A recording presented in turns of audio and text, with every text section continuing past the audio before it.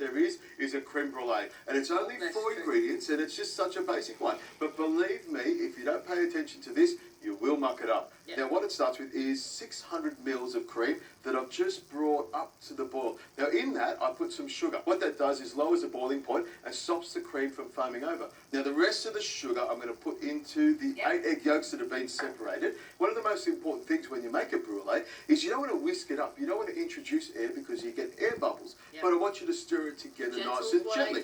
Now the other tip is that if you put the sugar straight onto the yolks, you want to think about it as like a chemical. It starts to burn the yolks. You want to get it working straight away. Now, something else I added to the cream, Rosie, is vanilla bean. We use a lot of vanilla essence and vanilla paste, but this is the real thing. Nothing like it. No, there is nothing like it. And what I did, Rosie, is I split it in half with my knife all the way down here and just scraped off a little bit of it. But if you have a look very closely, if you rub it on your fingers, it's a whole lot of little tiny black dots. And that is what tells you that the person making the creme brulee is using the real vanilla. Now what I did here is I let this cream come up to the boil and let it sit there for a few minutes. I don't want to put boiling hot cream straight onto the yolks. Pour it on nice and gently so that cream incorporates really well with the eggs. There we go. You can see there's a little bit of foam bubbling on the top. And what you could do is with a ladle take those bubbles off. But Rosie, it's just for you and me, so I'm not going to worry too much about it. Now what I'm going to do over here, Rosie, is grab this little jug here and the strainer. If you've ever seen an egg, there's a whole lot of little membranes, and what those membranes do is hold the yolk in the centre of the eggs. They don't go too well in a brulee, so what we try and do is strain it out. So what I'm going to do, Rosie, I'm going to pour it straight through the strainer here. And you'll see if there's any chunks in there, any bits of yolks that haven't been stirred up properly or mixed in, they're going to be taken out with this strainer. This is such an art, isn't it? My food hacking ways probably aren't good for this. It needs to be slow, efficient. There ain't no food hacking going on here. This is pure science. Traditional goodness. Now what I'm going to do is pour my brulee mixture into my jugs here. I'll try and get them nearly to the top here. It's a good idea to pour your mixture into a jug like this. It makes it so much easier to pour. Now hopefully I'm going to have the right amount. I might have a little bit left over. There we go.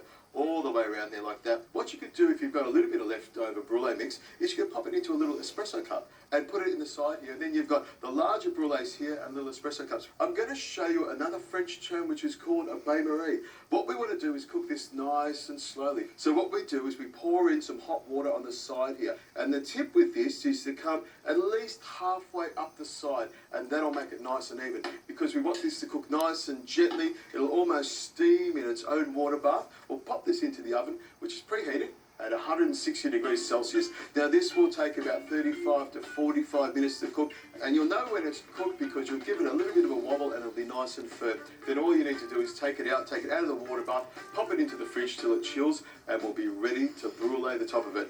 Into the oven we go, Rosie.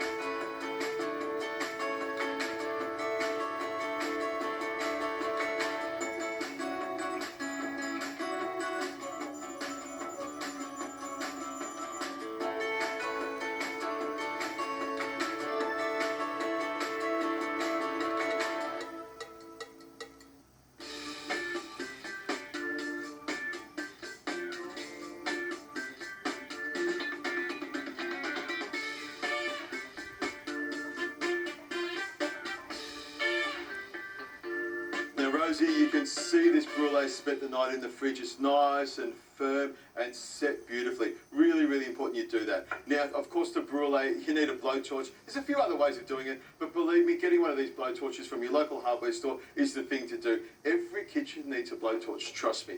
Now, to do this properly, what you need to do is put some sugar over the top of it. About a tablespoon is about the right amount. And what I do, Rosie, is give it a bit of a shake around like that, and then start blowtorching it. Now you can imagine this is the perfect dessert for a dinner party. Yeah. You know, you've invited your people over, you've cooked maybe tofu or duck or whatever you've cooked, and then you go into the kitchen, whack together a couple of brulees like this, and you look like a fabulous cook. Trust me, it's the easiest dessert at this stage.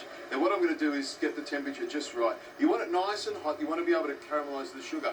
And I'm telling you right now, this is the most important part. You need to pay attention, because when I start caramelising this sugar, it will be at 195 degrees Celsius. That is really hot, so pay attention. Now what I do with it is I tilt the brulee just on an angle like this, and apply just enough heat until it starts to caramelise.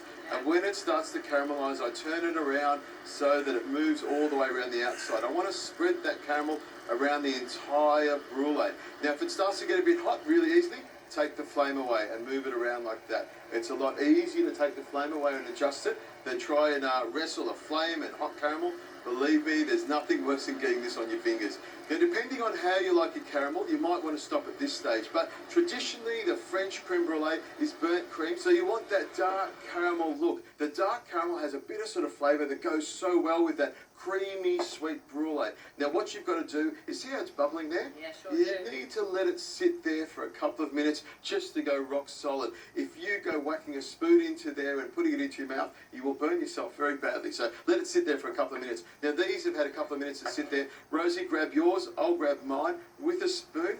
This is how you tell if the brulee has been done properly. You need to listen very carefully and take your spoon and give it a little tap. When you hear that sound, you know that the brulee is going to be perfect. Now what I'm going to do is put my spoon all the way down through the middle, and you can see that beautiful, creamy, custody goodness. You're quite delicate, I'm not. Oh, and we go like that. You're a bit of a barbarian, aren't you? Oh, when it comes to creme brulee, most definitely I am. It is a beautiful dessert. Nice and sweet and creamy and smooth. And that crunchy caramel, shards of caramel over the top, slightly bitter. It cuts beautifully, doesn't it? It is a perfect dessert and a perfect end to our French cuisine episode.